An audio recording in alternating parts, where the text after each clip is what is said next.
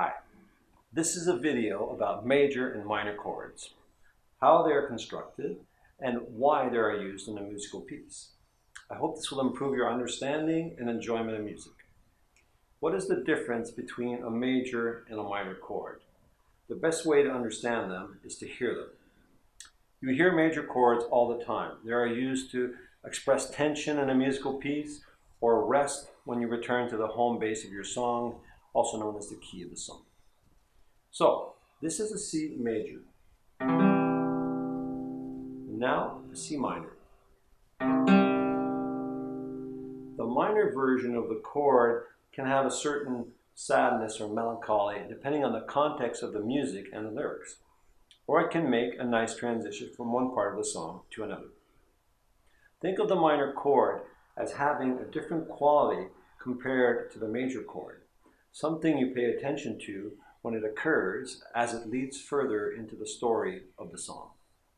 These two types of chords are very prevalent in popular or any Western music. And once you learn to distinguish them, your understanding of musical composition will improve, as will your ability to play the songs that you like. Many songs are played in a major scale, such as the C major scale, which has the notes C, D, E, F, G, A, B, and C. Here's an example.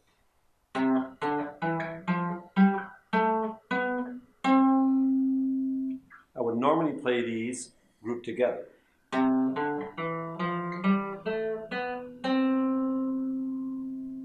The melody of a song will use the notes of the scale that the piece is being played in. Think of the scale of a song as representing the pitch or how high or low your voice is.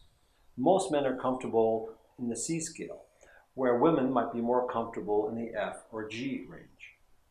So really, a scale represents an area or a range of pitch where your voice is comfortable.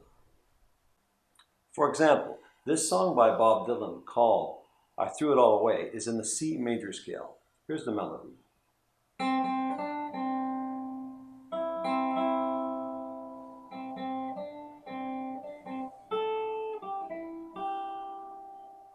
Many instruments can only play the melody, such as the violin or the trumpet, but the guitar can play the melody and the harmony, and with practice, both together. You can sing over the melody, but it won't sound full or complete, because your voice is also doing the melody. I once held her in my arms. She said she would always stay. Now let's try it with the chords. I once held her in my arms. She said she would always stay. A more complete sound. The voice complements the chords. As you guessed, we have a combination of major and minor chords in this song. The melody of the song is played with the notes of the scale. Only the writer knows what combination of notes and rhythm will become his song. The same applies to the chords. He will pick the chords that complement the melody, and those chords will also be part of the scale. How can the chords be part of the scale? Because by definition, a chord has more than one note. The answer is we build a chord from the notes that belong to the scale using a simple rule. Now let's see how to build chords from a major scale. The notes of the C major scale are C, D, E, F, G, A, B, and C. We will assign numbers to these notes, as this will make it easier to follow the sequence. The C major scale skips certain notes that are available. A complete set of notes is C, C sharp, D, D sharp, E, F, F sharp, G, G sharp, A sharp, B, and C. In total, there are 12 notes and 12 half steps between each available note. The number of half steps between the notes is the key to determining whether a chord is minor or major. The first chord will be C major. The rule is simple. Take the first note, in this case C, skip the following note, use the third note E, skip the following note, and use the fifth note G. So we have the sequence C, E, G, or 1, 3, 5. The C major chord has 4 half steps between C and E and 7 half steps between C and G. Let's play the C major chord and look at where the notes are on the fretboard. is C, E, and G. For a major chord, for example C, the interval between the first two notes is 4 half steps. Here are the first two notes. If I play the second note on the same string as the first note, I'll wind up here. And now we can see that this is 1, 2, 3, 4 half steps between the first note and the second note. Between the first note and the third note, there are 7 half steps. If I play the third note on the same string as the first note, I'll wind up here. And we see this is 1, 2, 3, 4, 5, 6, 7 half steps. Now let's look at the C minor. C minor, the second note is flattened by 1 half step. So the second note is an E flat instead of an E as in the C major. So there's 3 half steps between the first and the second note. If I play the second note on the same string as the first note, I'll be at this position. And we see there's exactly 3 half steps. 1, 2, 3. The interval between the first note and the third note of the C minor is exactly the same as the major chord, which is 7 half steps. So let's get back to building all the chords of the major scale. The next chord will be a D. We use the D, skip the following note, take the F, skip the following note, and use the A. D, F, A, or the sequence 2, 4, 6. Let's examine this chord to see what type of chord it is, major or minor. There are 3 half steps between D and F, and 7 half steps between D and A. This means that this chord is a minor chord.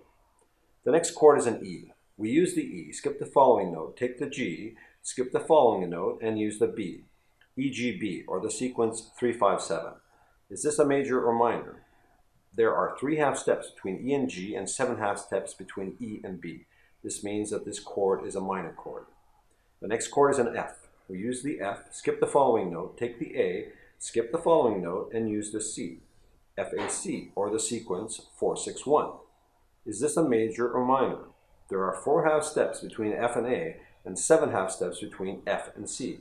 This means that this chord is a major chord. The next chord is a G. We use the G, skip the following note, take the B, skip the following note, and use the D.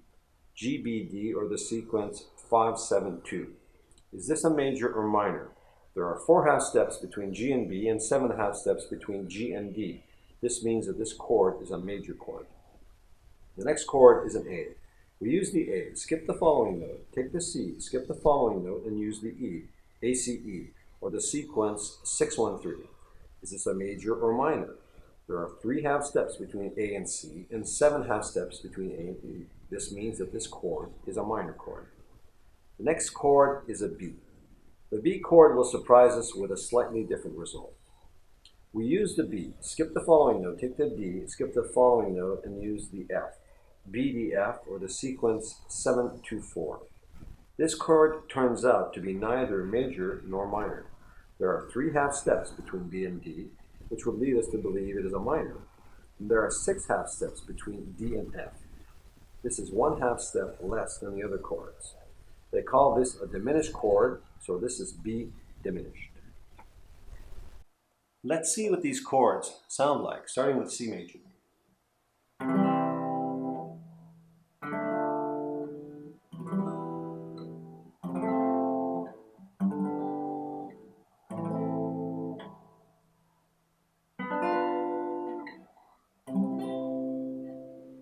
Very melodic, isn't it? It's really the sounds you've been expecting. Your ear is tuned to these sounds from all the years of listening to popular music. What if they had decided that the major scale chords should just be a sequence of major chords like C major, D major, E major, etc.? What would that sound like?